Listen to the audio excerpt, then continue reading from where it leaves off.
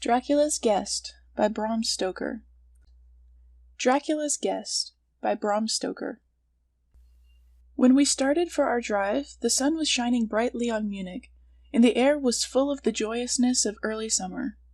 Just as we were about to depart, Herr Derbruck, the maitre d'hotel of the Quatre Saisons where I was staying, came down, bareheaded, to the carriage and, after wishing me a pleasant drive, said to the coachman, still holding his hand on the handle of the carriage door, "Remember, you are back by nightfall. The sky looks bright, but there is a shiver in the north wind that says there may be a sudden storm.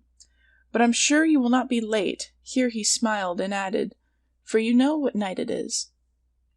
Johann answered with an emphatic "Ja, mein Herr," and, touching his hat, drove off quickly. When we had cleared the town, I said, after signaling to him to stop, "Tell me, Johann, what is tonight?" He crossed himself as he answered laconically, "Walpurgisnacht." Then he took out his watch, a great, old-fashioned silver thing as big as a turnip, and looked at it, with his eyebrows gathered together and a little impatient shrug of his shoulders. I realized this was his way of respectfully protesting against the unnecessary delay, and sank back in the carriage, merely motioning him to proceed. He started off rapidly, as if to make up for lost time. Every now and then the horses seemed to throw up their heads and sniff the air suspiciously. On such occasions I often looked round in alarm. The road was pretty bleak, for we were traversing a sort of high, windswept plateau. As we drove, I saw a road that looked but little used, and which seemed to dip through a little winding valley.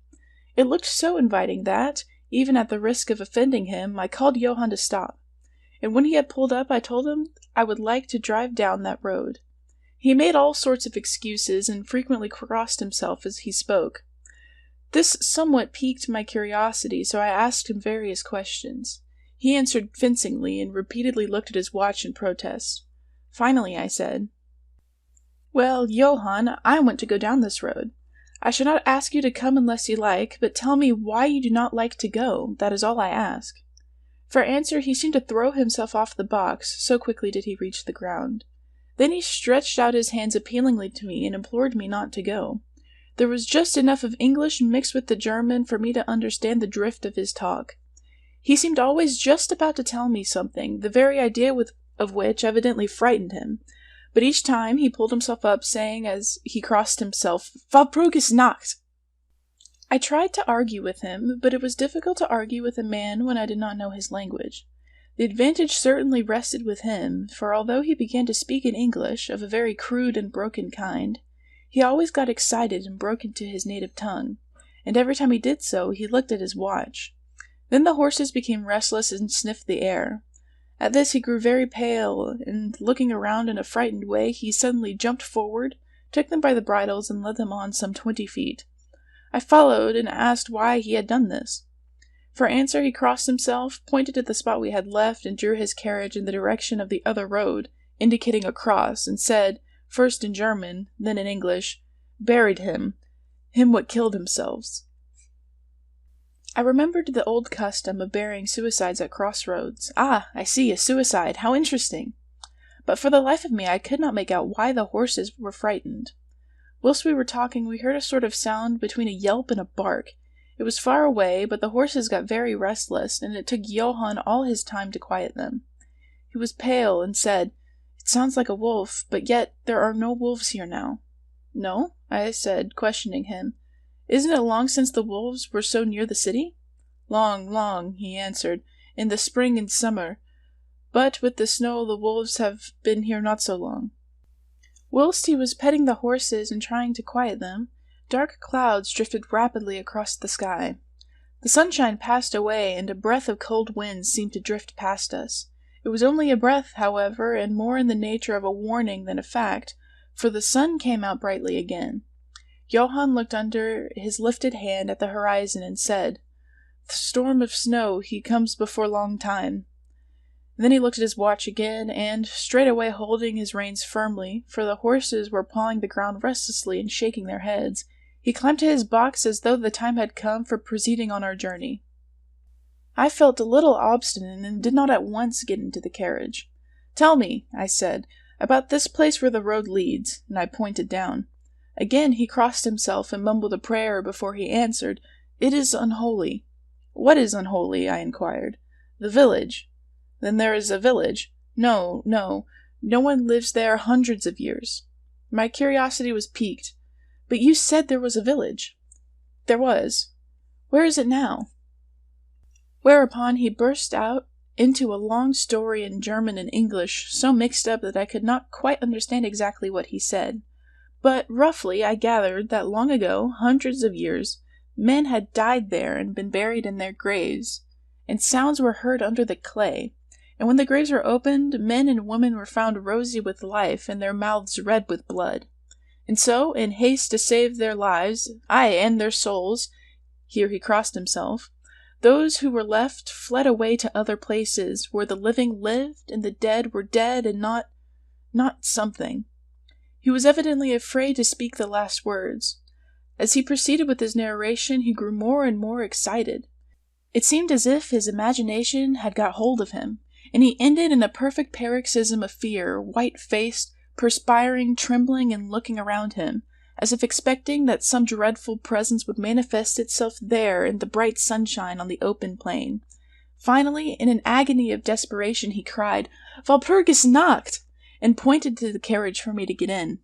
All my English blood rose at this, and standing back, I said, "You are afraid, Johann, you are afraid. Go home. I shall return alone. The walk will do me good." The carriage door was open.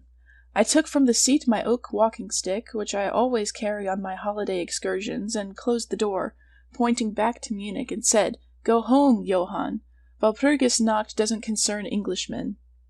The horses were now more restive than ever, and Johann was trying to hold them in, while excitedly imploring me to not do anything foolish. I pitied the poor fellow, he was deeply in earnest, but all the same I could not help laughing. His English was quite gone now. In his anxiety he had forgotten that his only means of making me understand was to talk my language, so he jabbered away in his native German. It began to be a little tedious. After giving the direction home, I turned to go down the cross road into the valley. With a despairing gesture, Johann turned his horses toward Munich. I leaned on my stick and looked after him. He went slowly along the road for a while. Then there came over the crest of the hill a man tall and thin. I could see so much in the distance. When he drew near the horses, they began to jump and kick about and then to scream with terror. Johann could not hold them in. They bolted down the road, running away madly. I watched them out of sight, then looked for the stranger, but I found that he, too, was gone. With a light heart, I turned down the side road through the deepening valley to which Johann had objected. There was not the slightest reason that I could see for his objection, and I dare say I tramped for a couple of hours without thinking of time or distance, and certainly without seeing a person or a house. So far as this place was concerned, it was desolation itself. But I did not notice this particularly till, on turning a bend in the road, I came upon a scattered fringe of wood. Then I recognized that I had been impressed unconsciously by the desolation of the region through which I had passed.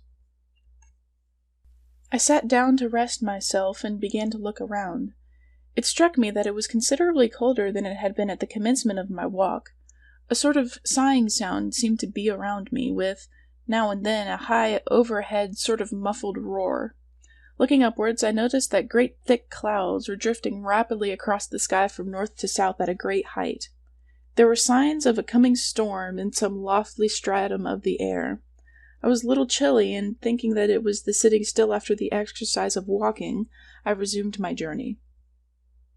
The ground I passed over was now much more picturesque. There were no striking objects that the eye might single out, but in all there was a charm of beauty. I took little heed of time, and it was only when the deepening twilight forced itself upon me that I began to think of how I should find my way home. The brightness of the day had gone. The air was cold, and the drifting of clouds high overhead was more marked. They were accompanied by a sort of far-away rushing sound, through which seemed to come at intervals that mysterious cry which the driver had said came from a wolf. For a while I hesitated. I had said I would see the deserted village, so on I went, and presently came on a wide stretch of open country, shut in by hills all around. Their sides were covered with trees which spread down to the plain, dotting in clumps the gentler slopes and hollows which showed here and there. I followed with my eye the winding of the road and saw that it curved close to one of the densest of these clumps and was lost behind it. As I looked, there came a cold shiver in the air, and the snow began to fall. I thought of the miles and miles of bleak country I had passed, and then hurried on to seek the shelter of the wood in front. Darker and darker grew the sky, and faster and heavier fell the snow, till the earth before and around me was a glistening white carpet, the further edge of which was lost in misty vagueness. The road was here but crude, and when on the level its boundaries were not so marked as when it passed through the cuttings, and in a little while I found that I must have strayed from it, for I missed underfoot the hard surface, and my feet sank deeper in the grass and moss. Then the wind grew stronger and blew with ever-increasing force till I was fain to run before it. The air became icy cold, and in spite of my exercise I began to suffer. The snow was now falling so thickly and whirling around me in such rapid eddies that I could hardly keep my eyes open. Every now and then the heavens were torn asunder by a vivid lightning, and in the flashes I could see ahead me the great mass of trees, chiefly yew and cypress, all heavily coated with snow. I was soon amongst the shelter of the trees, and there, in comparative silence, I could hear the rush of the wind high overhead. Presently the blackness of the storm had become merged in the darkness of the night.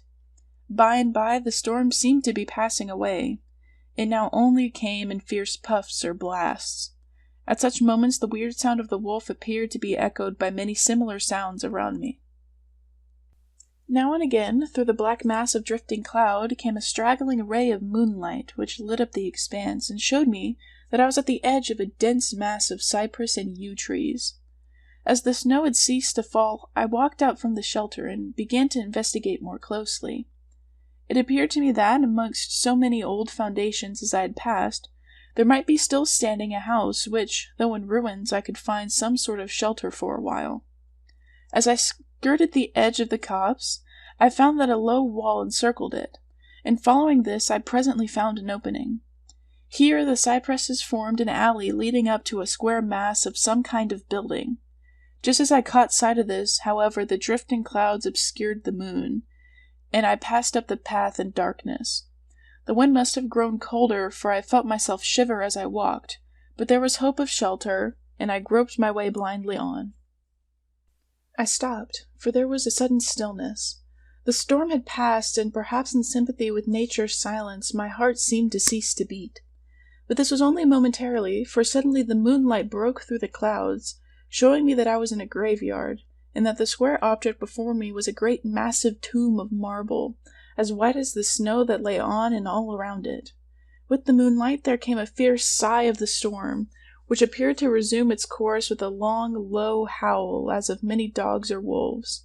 I was awed and shocked, and felt the cold perceptibly grow on me until it seemed to grip me by the heart. While the flood of moonlight still fell on the marble tomb, the storm gave further evidence of renewing, as though it was returning on its track. Impelled by some sort of fascination, I approached the sepulchre to see what it was, and why such a thing stood alone in such a place. I walked around it and read, over the Doric door, in German, Countess Dollingen of Graz, in Styria, sought and found death, 1801. On the top of the tomb, seemingly driven through the solid marble, for the structure was composed of a few vast blocks of the stone, was a great iron spike or stake. On going to the back I saw engraven in great Russian letters, "The dead travel fast." There was something so weird and uncanny about the whole thing that it gave me a turn and made me feel quite faint. I began to wish, for the first time, that I had taken Johann's advice. Here a thought struck me, which came under almost mysterious circumstances and with a terrible shock. This was Walpurgis Night. Walpurgis Night, when, according to the belief of millions of people, the devil was abroad, when the graves were opened and the dead came forth and walked, when all evil things of the earth and air and water held revel. This very place the driver had specifically shunned. This was the depopulated village of centuries ago. This is where the suicide lay, and this was the place where I was alone, unmanned, shivering with cold in a shroud of sorrow, with the wild storm gathering again upon me. It took all my philosophy, all the religion I had been taught, all my courage, to not collapse in a paroxysm of fright. And now a perfect tornado burst upon me. The ground shook as though thousands of horses thundered across it, and this time the storm bore on its icy wings not snow, but great hailstones, which drove with such violence that they might have come from the thongs of Balearic slingers. Hailstones that beat down leaf and branch and made the shelter of the cypresses of no more avail than though their stems were standing corn. At the first I had rushed to the nearest tree, but I was soon fain to leave it and seek the only spot that seemed to afford refuge, the deep Doric doorway of the marble tomb. There, crouching against the massive bronze door, I gained a certain amount of protection from the beating of the hailstones, for now they only drove against me as they ricocheted from the ground and the side of the marble. As I leaned against the door, it moved slightly and opened inwards. The shelter of even a tomb was welcome in that pitiless tempest, and I was about to enter it, when there came a flash of forked lightning that lit up the whole expanse of the heavens. In the instant, as I am a living man, I saw, as my eyes were turned into the darkness of the tomb, a beautiful woman, with rounded cheeks and red lips, seemingly sleeping on a bier. As the thunder broke overhead, I was grasped as by the hand of a giant and hurled out into the storm. The whole thing was so sudden that, before I could realize the shock, moral as well as physical, I found the hailstones beating me down. And at the same time I had a strange, dominating feeling that I was not alone. I looked towards the tomb. Just then there came another blinding flash, which seemed to strike the iron stake that surmounted the tomb and to bore through the earth, blasting and crumbling the marble as in a burst of flame. The dead woman rose for a moment of agony, while she was lapped in the flame, and her bitter scream of pain was drowned out in the thunder crash. The last thing I heard was this mingling of dreadful sound, as again I was seized in the giant grasp and dragged away, while the hailstones beat on me, and the air seemed reverberant with the howling of wolves. The last sight that I remembered was a vague, white, moving mass, as if all the graves around me had sent out the phantoms of their sheeted dead, and that they were closing in on me through the white cloudiness of the driving hail. Gradually there came a sort of vague beginning of consciousness, then a sense of weariness that was dreadful. For a time I remembered nothing, but slowly my senses returned. My feet seemed positively racked with pain, yet I could not move them. They seemed to be numbed. There was an icy feeling at the back of my neck and all down my spine, and my ears, like my feet, were dead, yet in torment. But there was in my breast a sense of warmth which was, by comparison, delicious. It was as a nightmare, a physical nightmare, if one may use such an expression, for some heavy weight on my chest made it difficult for me to breathe. This period of semi-lethargy seemed to remain a long time, and as it faded away I must have slept or swooned. Then came a sort of loathing, like the first stage of seasickness, and a wild desire to be free from something, I knew not what. A vast stillness enveloped me, as though all the world were asleep or dead, only broken by the low panting of some animal close to me. I felt a warm rasping at my throat, then came a consciousness of the awful truth, which chilled me to the heart and sent the blood surging up through my brain. Some great animal was lying on me, and now licking my throat. I feared to stir, for some instinct of prudence bade me lie still, but the brute seemed to realize that there was now some change in me, for it raised its head. Through my eyelashes I saw above me the two great flaming eyes of a gigantic wolf. Its sharp white teeth gleamed in the gaping red mouth, and I could feel its hot breath fierce and acrid upon me. For another spell of time I remembered no more. Then I became conscious of a low growl, followed by a yelp, renewed again and again. Then, seemingly very far away, I heard a holla, holla, as of many voices calling in unison. Cautiously I raised my head and looked in the direction whence the sound came, but the cemetery blocked my view. The wolf still continued to yelp in a strange way, and a red glare began to move around the grove of the cypresses, as though following the sound. As the voices drew closer, the wolf yelped faster and louder. I feared to make either sound or motion. Nearer came the red glow over the white pall which stretched into the darkness around me. Then, all at once, from beyond the trees, there came at trot a troop of horsemen bearing torches. The wolf rose from my breast and made for the cemetery. I saw one of the horsemen, soldiers by their caps and their long military cloaks, raise his carbine and take aim. A companion knocked up his arm, and I heard the ball whiz over my head. He had evidently taken my body for that of the wolf. Another sighted the animal as it slunk away, and a shot followed. Then, at a gallop, the troop rode forward, some towards me, others following the wolf as it disappeared amongst the snow-clad cypresses. As they drew nearer, I tried to move, but was powerless, although I could see and hear all that went on around me. 2 or 3 of the soldiers jumped from their horses and knelt beside me. One of them raised my head and placed his hand over my heart. "Good news, comrades!" he cried. "His heart still beats!" Then some brandy was poured down my throat. It put vigor into me, and I was able to open my eyes fully and look around. Lights and shadows were moving along the trees, and I heard men call to one another. They drew nearer, uttering frightened exclamations, and the lights flashed as others came pouring out of the cemetery pell-mell like men possessed. When the further ones came close to us, those who were around me asked them eagerly, "Well, have you found him?" The reply rang out hurriedly, "No, no, come away, quick, quick! This is no place to stay, and on this of all nights." "What was it?" was the question, asked in all manner of keys. The answer came variously and all indefinitely, as though the men were moved by some common impulse to speak, yet were restrained by some common fear from giving their thoughts. Indeed, gibbered one whose wits had plainly given out for the moment. "A wolf! And yet not a wolf," another put in shudderingly. "No use trying for him without the sacred bullet," a third remarked in a more ordinary manner. "Serve us right for coming out on this night.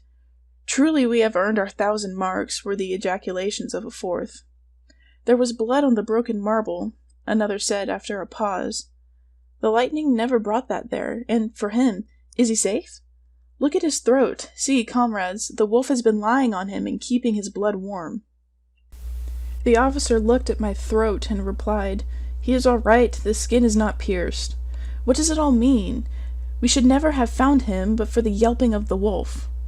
"What became of it?" asked the man who was holding up my head, and who seemed to be the least panic-stricken of the party, for his hands were steady and without tremor. On his sleeve was the chevron of a petty officer. "It went to its home," answered the man, whose long face was pallid, and who actually shook with terror as he glanced around him fearfully. "There are graves enough there in which it may lie. Come, comrades, come quickly. Let us leave this cursed spot." The officer raised me to a sitting posture as he uttered a word of command. Then several men placed me upon a horse. He sprang to the saddle behind me, took me in his arms, gave the word to advance, and, turning our faces away from the cypresses, we rode away in a swift military order. As yet my tongue refused its office, and I was perforce silent. I must have fallen asleep, for the next thing I remembered was finding myself standing up, supported by a soldier on each side of me. It was almost broad daylight, and to the north a red streak of sunlight was reflected like a path of blood over the waste of snow. The officer was telling the men to say nothing of what they had seen except they found an English stranger, guarded by a large dog. "Dog! That was no dog," cut in the man who had exhibited such fear. "I think I know a wolf when I see one." The young officer answered calmly, "I said a dog." "Dog," reiterated the other ironically. It was evident that his courage was rising with the sun, and, pointing to me, he said, "Look at his throat! Is that the work of a dog, master?" Instinctively I raised my hand to my throat, and as I touched it I cried out in pain. The men crowded round to look, some stooping down from their saddles, and again there came the calm voice of the young officer. "A dog," I said. "If aught else were said, we should only be laughed at." I was then mounted behind a trooper, and we rode on into the suburbs of Munich. Here we came across a stray carriage, into which I was lifted, and it was driven off to the Croix Saison, the young officer accompanying me, whilst a trooper followed with his horse, and the others rode off to their barracks. When we arrived, Herr Delbrück rushed so quickly down the steps to meet me that it was apparent that he had been watching within. Taking me by both hands, he solicitously led me in. The officer saluted me and was turning to withdraw, when I recognized his purpose and insisted that he should come to my room. Over a glass of wine I warmly thanked him and his brave comrades for saving me. He replied simply that he was more than glad, and that Herr Delbrück had taken the first steps to make all the searching party pleased, at which ambiguous utterance at the maitre d'hotel smiled, while the officer pleaded duty and withdrew. "But Herr Delbrück," I inquired, "how and why was it that the soldiers searched for me?" He shrugged his shoulders as if in depreciation of his own deed, as he replied, "I was so fortunate as to obtain leave from the commander of the regiment in which I served to ask for volunteers." "But how did you know I was lost?" I asked. "The driver came hither with the remains of his carriage, which had been upset when the horses ran away." "But surely you would not send a search party of soldiers merely on this account?" "Oh, no," he answered. "But even before the coachman arrived I had this telegram from the boyar whose guest you are." And then he took from his pocket a telegram which he handed me, and I read: Bistritz. Be careful of my guest. His safety is most precious to me. Should aught happen to him, or if he be missed, spare nothing to find him and ensure his safety. He is English, and therefore adventurous. There are often dangers from snow and wolves and night. Lose not a moment if you suspect harm to him. I answer your zeal with my fortune. Dracula. As I held the telegram in my hand, the room seemed to whirl around me, and, if the attentive maitre d'hotel had not caught me, I think I should have fallen. There was something so strange in all of this, something so weird and impossible to imagine, that there grew on me a sense of my being in some way the sport of opposite forces, the mere vague ideal of which seemed in a way to paralyze me. I was certainly under some form of mysterious protection. From a distant country had come, in the very nick of time, a message that took me out of the danger of the snow-sleep and the jaws of the wolf. End of Dracula's Guest